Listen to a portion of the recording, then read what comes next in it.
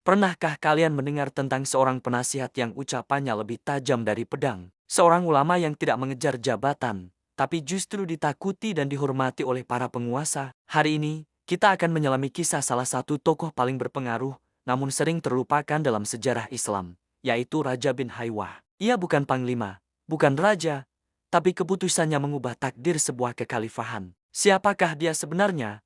Dan bagaimana seorang yang memilih jalan sunyi bisa menjadi penentu arah sejarah? Mari kita mulai. Raja bin Haywah lahir dan besar di Syam, sebuah wilayah yang saat itu menjadi pusat peradaban dan ilmu pengetahuan Islam. Kita bicara tentang masa di mana ilmu bukan sekadar teori yang dihafal, tapi menjadi cara hidup, menjadi nafas. Sejak belia, Raja sudah menunjukkan tanda-tanda keistimewaan. Ia dikenal memiliki akal yang sangat lurus dan hati yang luar biasa bersih. Ini bukan pujian kosong, tapi kesaksian orang-orang di sekelilingnya. Ia tumbuh di masa keemasan, di mana ia masih bisa bertemu dan belajar langsung dari para sahabat Nabi yang mulia. Bayangkan, ia menyerap ilmu hadis, fikih, dan adab langsung dari sumber-sumber utamanya. Ini membentuk karakternya menjadi pribadi yang kokoh. Satu hal yang menonjol dari raja adalah ia bukan orang yang banyak bicara. Ia lebih banyak diam, mengamati, dan berpikir. Tapi sekali ia angkat bicara, kata-katanya selalu tepat sasaran, penuh hikmah, dan menyelesaikan masalah. Ia bukan tipe ulama yang mencari panggung atau popularitas. Baginya, semua itu hanyalah gangguan. Fokusnya hanya satu, dan sangat jelas, mencari ridha Allah. Titik. Ia tidak peduli dengan tepuk tangan manusia atau sanjungan penguasa. Integritas inilah yang kelak akan menjadi modal terbesarnya. Di tengah dunia yang penuh dengan pencari muka, Raja memilih untuk menjadi pencari kebenaran. Namanya mulai dikenal luas di kalangan elite pemerintahan ketika Khalifah Abdul Malik bin Marwan, salah satu penguasa terkuat dari Bani Umayyah, mulai sering meminta nasihatnya. Ini adalah sebuah anomali. Biasanya, penguasa mengelilingi diri mereka dengan orang-orang yang selalu mengatakan ya, tuanku. Tapi Raja berbeda. Ia tidak pernah menjilat. Jika kebijakan Khalifah benar, ia akan mendukungnya dengan argumentasi yang kuat. Tapi jika salah, ia tidak ragu untuk meluruskannya, tentu dengan cara yang bijak dan penuh adab. Ia mengatakan kebenaran, meskipun pahit. Dan yang lebih aneh lagi, para penguasa justru semakin mempercayainya. Mengapa? Karena mereka tahu, Raja tidak punya kepentingan pribadi. Ia tidak sedang mengincar jabatan, tidak meminta harta, dan tidak membangun dinasti. Satu-satunya agenda yang ia bawa adalah kebenaran dan kemaslahatan umat. Kejujurannya yang tanpa pamrih inilah yang membuatnya menjadi sosok yang tak tergantikan di istana. Ia adalah cermin bagi kekuasaan, cermin yang tidak pernah berbohong. Ia membuktikan bahwa pengaruh sejati tidak datang dari jabatan, tapi dari integritas. Kini, kita sampai pada puncak peran Raja bin Haywah, sebuah momen genting yang akan menguji seluruh prinsip hidupnya. Khalifah Sulaiman bin Abdul Malik, penerus Abdul Malik, sedang sakit keras dan ajalnya sudah di depan mata. Suasana di istana sangat tegang. Di sekeliling ranjang khalifah, para pangeran dan pejabat sibuk berbisik-bisik, bermanuver, dan melobi untuk memperebutkan kursi kekuasaan. Kekacauan dan ambisi pribadi memenuhi udara. Di tengah hiruk-pikuk itu, berdirilah Raja bin Haywah. Tenang, jernih, dan fokus. Ia tidak ikut dalam perlombaan kekuasaan. Ia ada di sana sebagai penjaga amanah. Dalam keadaan lemah, Khalifah Sulaiman memanggil Raja dan mengajukan pertanyaan paling krusial. Wahai Raja, menurutmu siapa yang paling pantas untuk memimpin kaum muslimin setelahku? Ini adalah momen penentu. Seluruh masa depan umat Islam bergantung pada jawaban yang akan keluar dari lisan Raja. Apa yang akan ia katakan?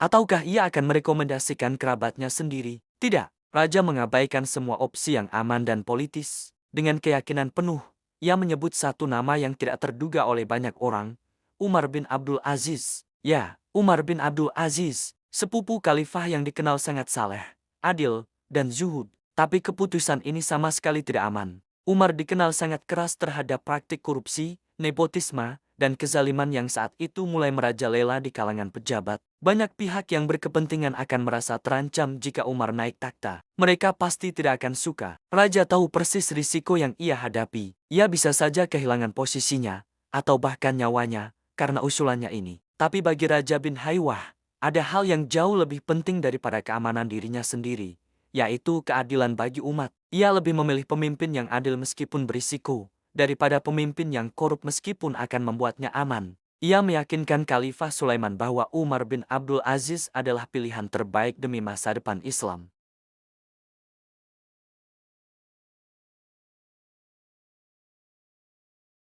Ia meminta Khalifah menulis wasiat, menyegelnya, dan memerintahkan seluruh keluarga Bani Umayyah untuk berbayat kepada nama yang tertulis di dalam surat itu, tanpa mereka tahu siapa orangnya. Setelah Khalifah Sulaiman wafat, Raja dengan berani mengumumkan wasiat tersebut di depan semua pangeran dan pejabat. Ketika nama Umar bin Abdul Aziz dibacakan, suasana menjadi riuh.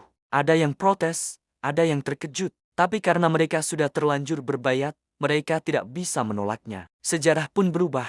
Umar bin Abdul Aziz resmi menjadi khalifah, dan periode kepemimpinannya kelak akan dikenang sebagai salah satu masa paling adil dan makmur, sering disebut sebagai Khulafaur Rasyidin kelima. Semua ini tidak akan terjadi tanpa keberanian dan kejujuran seorang Raja bin Haywah. Setelah Umar bin Abdul Aziz dibayat, apakah Raja kemudian meminta jabatan tinggi? Apakah ia meminta bagian dari kekuasaan? Sama sekali tidak. Posisinya tidak berubah. Ia tetap menjadi penasihat, tapi kali ini perannya lebih dalam. Sebagai penjaga nurani kekuasaan, ia tidak pernah lelah menasihati Khalifah Umar dengan lembut namun tegas. Ia selalu mengingatkan Umar tentang kematian, tentang beratnya amanah yang dipikul, dan tentang pertanggungjawaban di hadapan Allah kelak. Ada sebuah riwayat yang sangat menyentuh. Suatu malam, Khalifah Umar bin Abdul Aziz memanggil Raja untuk meminta nasihat. Raja pun berkata, "Wahai Amirul Mukminin, jika engkau ingin selamat besok di hadapan Allah, maka anggaplah setiap orang tua dari kaum muslimin sebagai ayahmu, yang muda sebagai saudaramu, dan yang kecil sebagai anakmu. Hormatilah ayahmu, sayangilah saudaramu, dan kasihilah anakmu." Mendengar nasihat sederhana namun sangat mendalam ini, Khalifah Umar menangis terseduh-seduh hingga janggutnya basah oleh air mata. Ia menangis bukan karena takut kehilangan jabatan, tapi karena takut jika ia berlaku tidak adil bahkan untuk satu hari saja. Lihatlah betapa dahsyatnya pengaruh kata-kata yang tulus. Raja tidak hanya membantu menaikkan seorang pemimpin yang adil, tapi ia juga terus mengawal dan memastikan agar pemimpin itu tetap berada di jalan yang lurus.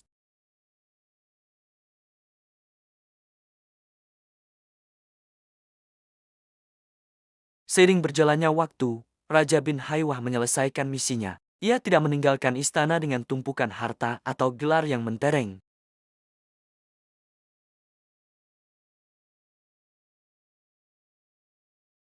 Ia meninggalkan jejak sebuah keputusan besar yang mengubah arah sejarah Islam menjadi lebih baik. Ia melakukannya tanpa pidato yang berapi-api, tanpa drama yang berlebihan. Modalnya hanya dua, kejujuran dan ilmu yang diamalkan. Di akhir hayatnya, Raja kembali ke kehidupannya yang semula, sederhana dan jauh dari sorotan. Tidak ada istana megah yang ia tinggali. Tidak ada pasukan pengawal yang mengelilinginya. Ia wafat sebagaimana ia hidup, dalam kesederhanaan dan ketenangan. Tapi namanya hidup abadi hingga hari ini. Bukan karena kekayaannya, bukan karena jabatannya, tapi karena satu hal yang sangat langka.